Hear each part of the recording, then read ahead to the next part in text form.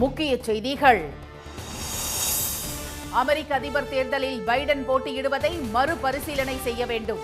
அமெரிக்க முன்னாள் அதிபர் Barack Obama வலியுறுத்தல். நீதிபதிகள் ஜாமீன் வழங்குவதை எந்த சட்டத்தாலும் தடுக்க முடியாது. உபா சட்டத்தில் கைதானவர்களுக்கு ஜாமீன் வழங்கியது உச்சநீதிமன்றம். தமிழ்நாடு சட்டப்பேரவையில் நிறைவேற்றப்பட்ட 4 மசோதாக்கள் ஆளுநர் ஒப்புதல் வழங்கியதால் உடனடியாக அமல்.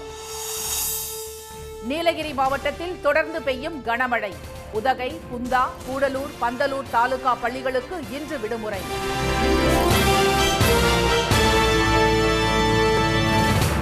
வணக்கம். அமெரிக்க அதிபர் தேர்தலில் பைடன் மீண்டும் போட்டியிடுவதை மறுபரிசீலனை செய்ய வேண்டும் என அந்நாட்டின் முன்னாள் அதிபர் பாரக் ஒபாமா வலியுறுத்தியுள்ளார். அமெரிக்க அதிபர் தேர்தல் வரும் நவம்பர் மாதம் நடைபெறவுள்ள நிலையில் ஜனநாயக கட்சி சார்பில் அதிபர் பைடனும் குடியரசுக் கட்சி சார்பில் முன்னாள் அதிபர் டொனால்டு டிரம்பும் தீவிர பிரச்சாரத்தில் ஈடுபட்டுள்ளனர். ஆனால் கடந்த மாதம் டிரம்ப் பைடன் இடையே நடந்த விவாதம் பைடன் இமேஜை முற்றிலுமாக காலி செய்துவிட்டது. கடந்த 4 ஆண்டுகளில் அரசு நிர்வாகம் செய்த நடவடிக்கைகளை முன்வைக்க பைடன் தவறியதுடன் பதிலளிக்கவும் திக்கி திணறியதால் டிரம்ப் ஆதிக்கம் செலுத்தினார். இந்த விவாதத்திற்கு பின்னர் பைடன் உடல்நிலை குறித்து பல்வேறு கேள்விகள் எழுந்தன. சொந்த கட்சியினரே பைடன் மீதான நம்பிக்கையை இழக்கத் தொடங்கினர். 81 வயதாகும் பைடன் வல்லரசான அமெரிக்காவை வழிநடத்தும் அளவுக்கு ஃபிட்டாக இல்லை என விமர்சனம் எழுந்துள்ளது. பைடனுக்கு அழுத்தம் கொடுக்கும் வகையில் அவர் போட்டியிட்டால் நிதி தர மாட்டோம் என ஜனநாயக கட்சிக்கு ஆதரவான தொழிலதிபர்கள் அறிவித்துள்ளனர். பைடனுக்கு பதிலாக தற்போது துணை அதிபராக இருக்கும் கமலா ஹாரிஸ் போட்டியிட வேண்டும் என பலரும் வலியுறுத்துகின்றனர். ஆனால் கோவிட் தொற்றுக்கு ஆளாகி தனிமைப்படுத்தப்பட்டுள்ள பைடன் இந்த கோரிக்கையை ஏற்க மறுத்துள்ளார். இந்நிலையில் அமெரிக்க அதிபர் தேர்தலில் பைடன் மீண்டும் போட்டியிடுவதை மறுபரிசீலனை செய்யுமாறு கூட்டணி கட்சியினரிடம் ஜனநாயக கட்சியைச் சேர்ந்தவரும் முன்னாள் அதிபருமான பாரக் ஒபாமா வலியுறுத்தியதாக வாஷிங்டன் போஸ்ட் பத்திரிகை தெரிவித்துள்ளது.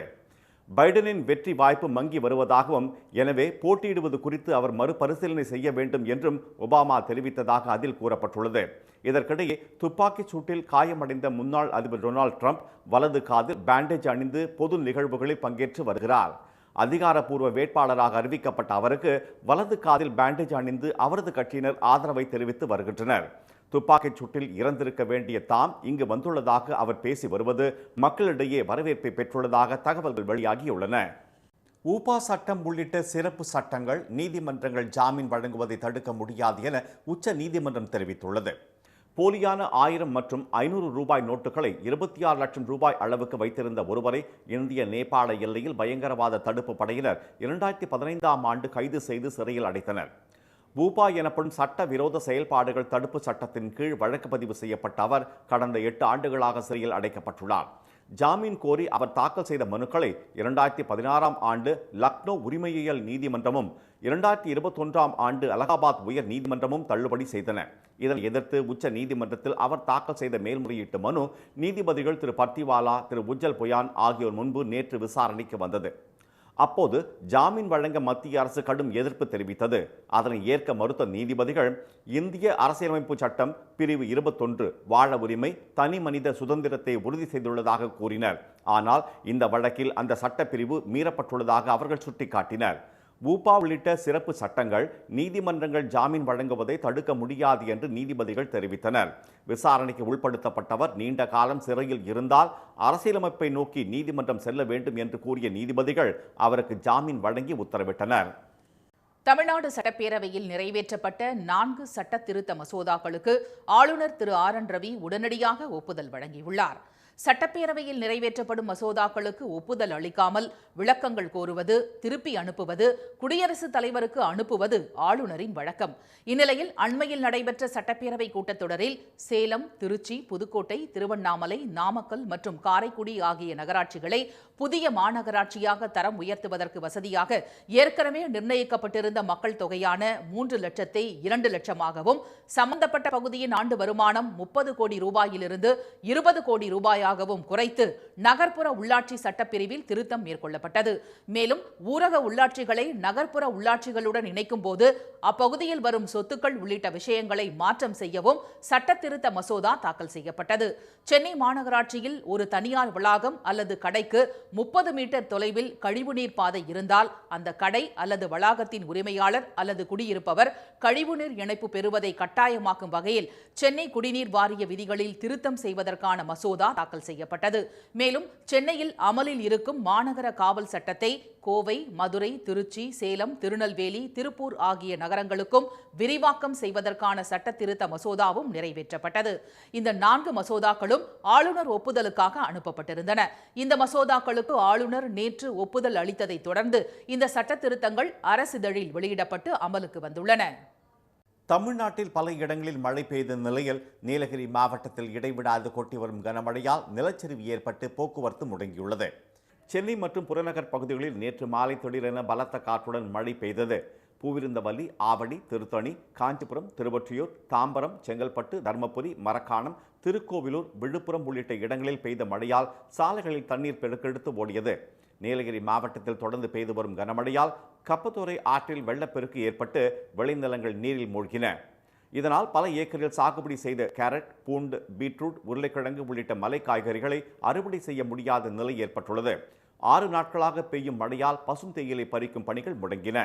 தேயிலை தொழிற்சாலைக்கு ஒரு 40,000 கிலோ இலை போயிட்டுருக்குங்க. தினம் இந்த டேட்டில் போயிட்டுருக்கோம். இந்த 5 நாளாக இலையே போகிறதில்லைங்க. ஒரு 1000 கிலோ கூட இலையே போகிறதில்ல. மக்களே வெளியே வராத முடியாத சூழ்நிலையில் எங்களுக்கு விவசாயம் பாதிப்பு. இந்த இலை பறிக்கிறது இந்த வருமானமும் இல்லை. இந்த விவசாயமாக 5 நாளாக அந்த செடியெல்லாம் தண்ணீர் தேங்கிட்டு அந்த அழியிற கண்டிஷனில் கேரட், பீட்ரூட் எல்லாம் அழியிற கண்டிஷனில் இப்போ இருக்குங்க. ஜூன் மாதம் ஸ்டார்ட் ஆக வேண்டிய மழை இந்த வருஷம் ஜூலையில் வந்திருக்கு. 4-5 வருஷத்துக்கு அப்புறமா இந்த அளவுக்கு மழை பெஞ்சிருக்கு இந்த ஏரியாவில். இங்கே மேக்ஸிமம் எல்லாம் விவசாயி தான். நாங்கள் எல்லாம் விவசாயி தான் பண்ணுறோம்.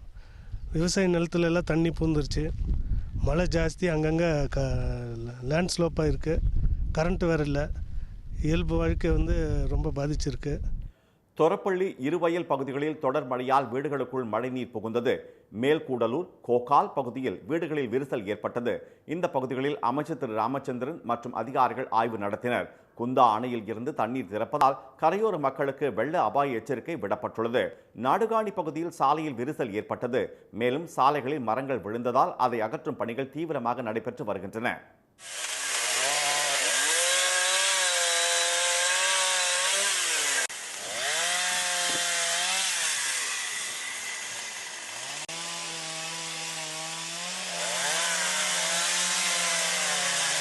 புதுச்சேரி மற்றும் அதன் சுற்றுப்பகுதிகளில் பலத்த காற்றுடன் மழை கொட்டியதால் பல இடங்களில் மின் விநியோகம் நிறுத்தப்பட்டது. மாஹே, பள்ளூர், பந்தக்கல், நியூ மாகே உள்ளிட்ட இடங்களில் குடியிருப்புகளுக்குள் தண்ணீர் புகுந்தது. வெள்ளத்தில் சிக்கியவர்களை ரப்பர் படகுகள் மூலம் பேரிடர் மீட்புக் குழுவினர் மீட்டனர்.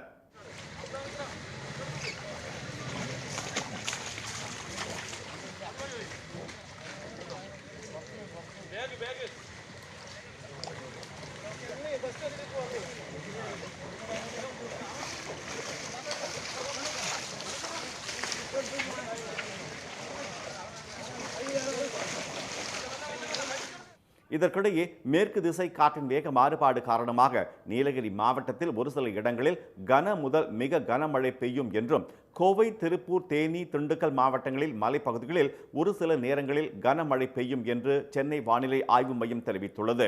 இந்நிலையில் கனமழை எச்சரிக்கை காரணமாக உதகை, குந்தா, கூடலூர் மற்றும் பந்தலூர் ஆகிய 4 தாலுகாக்களில் உள்ள பள்ளிகளுக்கு மட்டும் இன்று விடுமுறை அறிவிக்கப்பட்டுள்ளது. குற்ற வழக்குகள் இருந்தாலும் பாஸ்போர்ட் வழங்குவதற்கு நீதிமன்ற அனுமதி தேவையில்லை என அலகாபாத் உயர் நீதிமன்றம் உத்தரவிட்டுள்ளது. 2 கிரிமினல் வழக்குகள் நிலுவையில் உள்ளதால் பாஸ்போர்ட் வழங்க பாஸ்போர்ட் ஆணையம் மறுத்தது தொடர்பான வழக்கு நீதிபதிகள் திரு அலோக் மாத்தூர், திரு அருண்குமார் சிங் தேஷ்வால் ஆகியோர் அமர்வு முன்பு நேற்று விசாரணைக்கு வந்தது.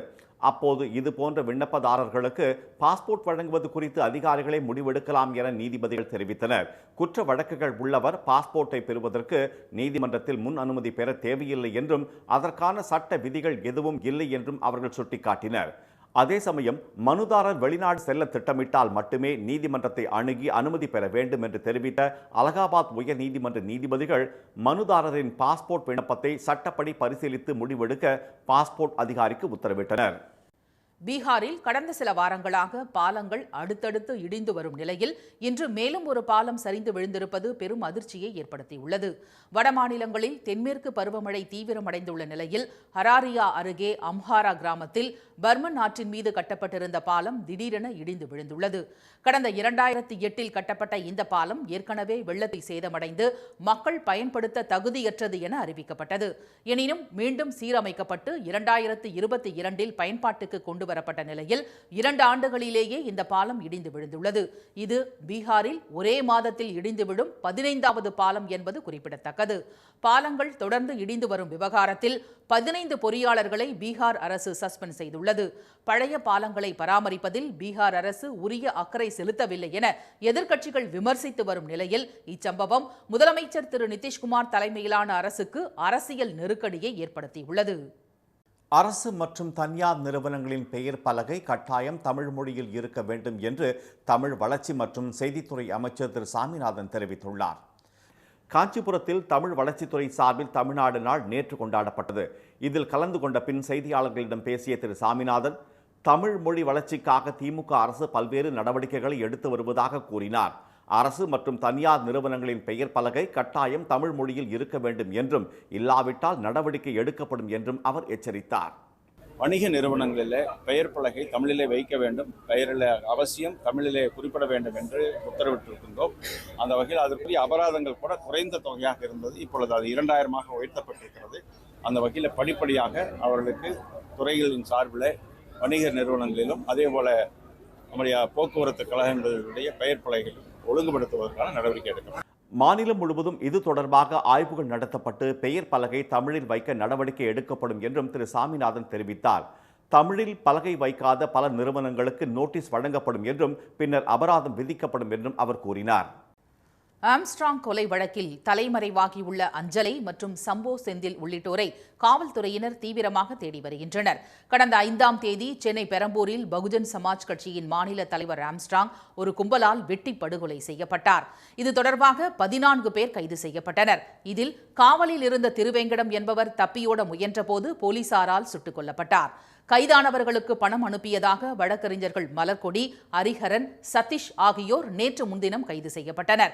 இதையடுத்து அதிமுக திருவல்லிக்கேணி மேற்கு பகுதி இணைச் செயலாளர் பொறுப்பிலிருந்து மலர்கொடி நீக்கப்படுவதாக அக்கட்சி அறிவித்தது.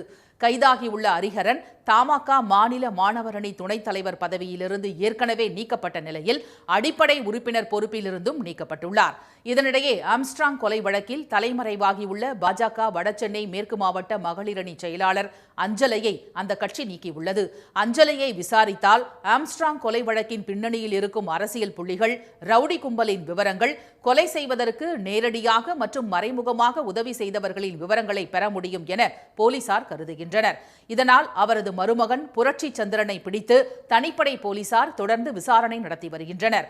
இந்நிலையில் இந்த வழக்கில் கைதான ஹரிஹரனிடம் நடத்தப்பட்ட விசாரணையில் தென் சென்னையின் மோஸ்ட் வாண்டட் A+ ரவுடியான சம்போ செந்திலுக்கும் இந்த கொலை வழக்கில் தொடர்பு இருப்பது தெரியவந்துள்ளது. குறிப்பாக கைதான அருளுக்கு சம்போ செந்திலை அறிமுகப்படுத்தியது ஹரிஹரன் தான் என தெரியவந்துள்ளது.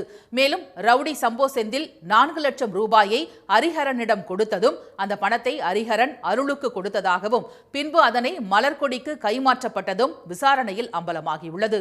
இதனையடுத்து ஆம்ஸ்ட்ராங் கொலை வழக்கில் சம்போ செந்திலின் பங்கு என்ன என்பது குறித்து விசாரிக்க சம்போ செந்திலை போலீசார் தேடி வருகின்றனர்.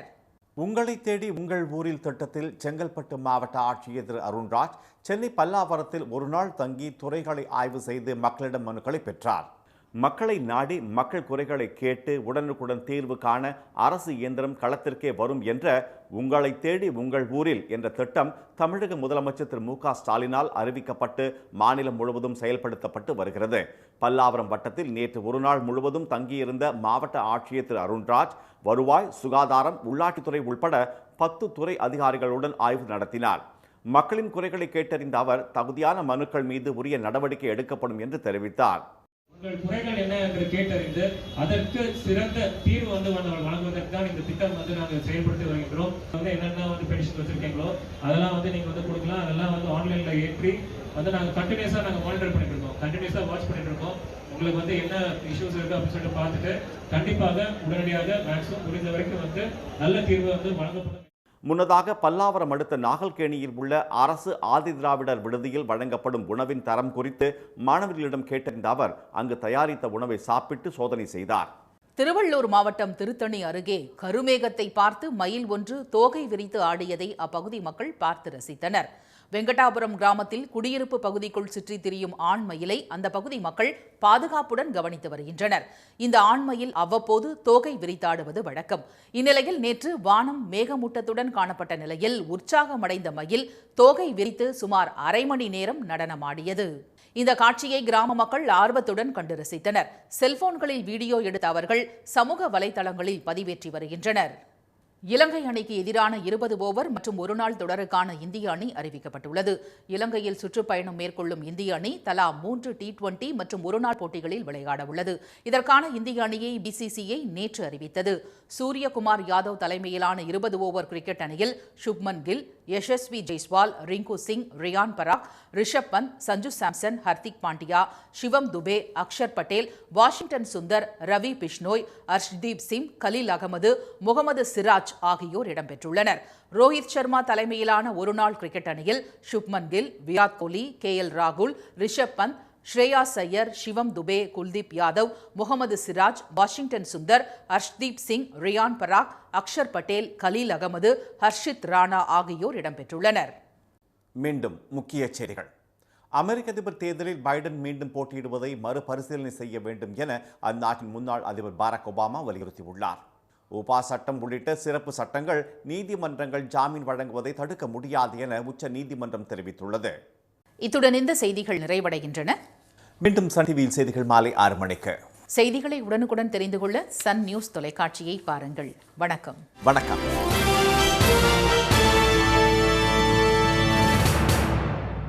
உடனுக்குடன் செய்திகளை தெரிந்து கொள்ள சன் நியூஸ் பெல் ஐகானை கிளிக் பண்ணுங்க.